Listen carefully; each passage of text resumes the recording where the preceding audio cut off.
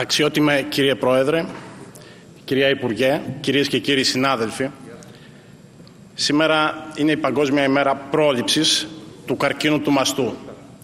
Σήμερα ο Πρωθυπουργός ανακοίνωσε την επέκταση του προγράμματος των δωρεάν μαγνητικών μαστογραφιών για όλες τις γυναίκες 45 έως 74 ετών.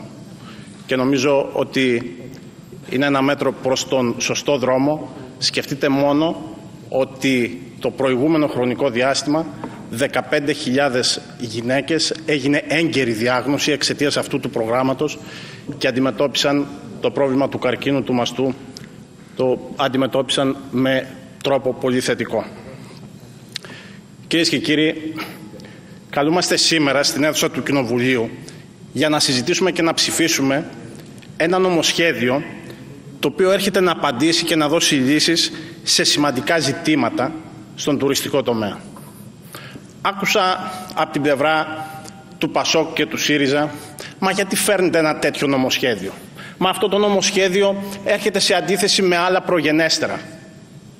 Με συγχωρείτε. Αλλά αυτό είναι και η δημοκρατία, αυτό είναι και το κοινοβούλιο.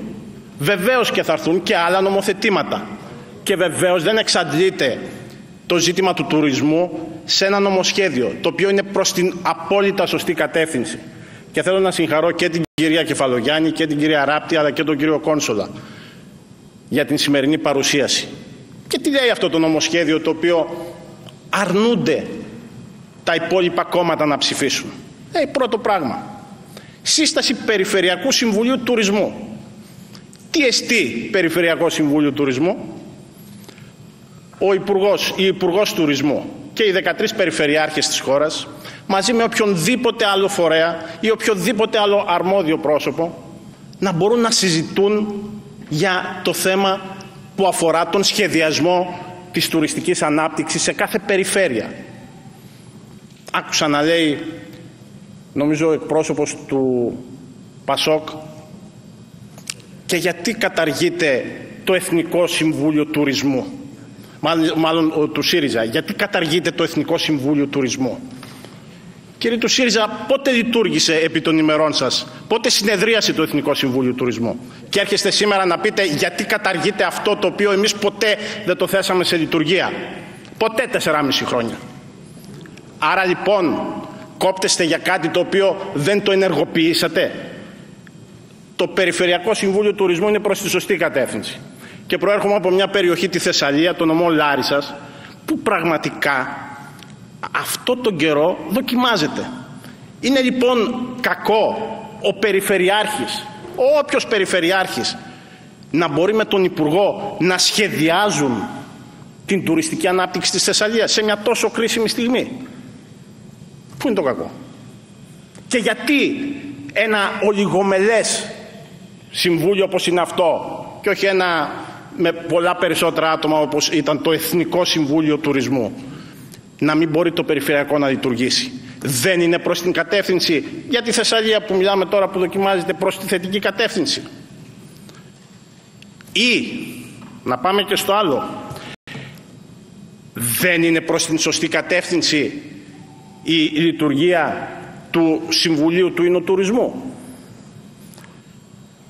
Και αναφέρομαι πάλι, θα μου επιτρέψετε, στην Θεσσαλία, διότι και ο νομός από όπου προέρχομαι και εκλέγομαι, η Λάρισα, είναι μια περιοχή κατεξοχήν που ο ίνος, ο ινοτουρισμός, έχοντας τα κρασιά του Τυρνάβου, έχοντας τη Ραψάνη, έχοντας την Κρανιά, έχοντας το Δήλοφο Φαρσάλων, έχοντας πολλές περιοχές, είναι ένας τόπος όπου μπορεί αυτό το Συμβούλιο να δώσει δύναμη και όθηση και για τη Θεσσαλία. Και επειδή μιλώντας πριν να ανέβω στο βήμα, μίλησα με την πρόεδρο των ξενοδόχων του νομού Λάρισσας, την κυρία Ειρήνη Παπαϊωάννου, η οποία μου είπε ότι με την ηγεσία του Υπουργείου Τουρισμού συζήτησαν, βρέθηκαν και συνομίλησαν για θέματα που μπορούν να δώσουν όθηση στην τουριστική προώθηση και προβολή της Θεσσαλίας. Θέλω να ευχαριστήσω την ηγεσία του Υπουργείου για την συνάντηση αυτή και να μπω μόνο ότι κάποιες προτάσεις, όπως παραδείγματος χάρη το να υπάρξουν οι σχολικές εκδρομές που γίνονται από εδώ και πέρα, να γίνουν στη Θεσσαλία, να δοθεί το έναυσμα, το θετικό πρόσημο, το να επισκεφτεί ο κόσμος στη Θεσσαλία, να πάει στο Πήλιο, να πάει στα παράλια του νομού Λάρισσας. Δεν ξέρω πόσοι από εδώ γνωρίζετε ότι ο νομός Λάρισσας έχει 51 χιλιόμετρα παραλίας, μιας απίστευτα όμορφης παραλίας, 51 χιλιόμετρα, που ξεκινάει από το Κεραμίδι που είναι τα σύνορα με Μαγνησία και φτάνει μέχρι τον Πλαταμόνα που είναι τα σύνορα με την Πιερία. Εκεί πέρα τώρα, προσέξτε, σε αυτά τα 51 χιλιόμετρα, στα 22 που είναι τα χιλιόμετρα που είναι η περιοχή του Αγιοκάμπου, υπάρχει μόνο ένα ξενοδοχείο. Ένα, σε 22 χιλιόμετρα. Αυτά είναι που μπορεί το Περιφερειακό Συμβούλιο Τουρισμού να δώσουν την όθηση, να εγκριθεί το ρημοτομικό σχέδιο που χρειάζεται εκεί για να υπάρξει δύναμη και προώθηση στην ανάπτυξη της Θεσσαλίας. Τέλος, να προτείνω στην ηγεσία του Υπουργείου Τουρισμού την δημιουργία ενός προγράμματος, το ΠΑΣ Θεσσαλία, όπου να μπορεί να υπάρχει ο τουρισμός για όλους 12 μήνες το χρόνο. Πρέπει να δώσουμε δύναμη και όθηση στον ελληνικό τουρισμό. Είμαστε εδώ για να δούμε τα πράγματα χωρίς μεμψημυρία και είμαστε εδώ για να πούμε ότι όταν ένα νομοσχέδιο είναι προς τη σωστή κατεύθυνση, φτάνουν πια οι αντιπολιτευτικές κορώνες χωρίς να έχουν αποτέλεσμα. Ένα νομοσχέδιο προς τη σωστή κατεύθυνση, το οποίο είμαι βέβαιος ότι όσοι τυχόν μας ακούν και όσοι γνωρίζουν, θεωρώ ότι είναι ένα έναυσμα να βελτιώσουμε πράγματα στον τουρισμό μας και γι' αυτό το λόγο το υπερψηφίζουμε. Σας ευχαριστώ. Ευχαριστούμε πολύ τον κύριο Καπετάνο.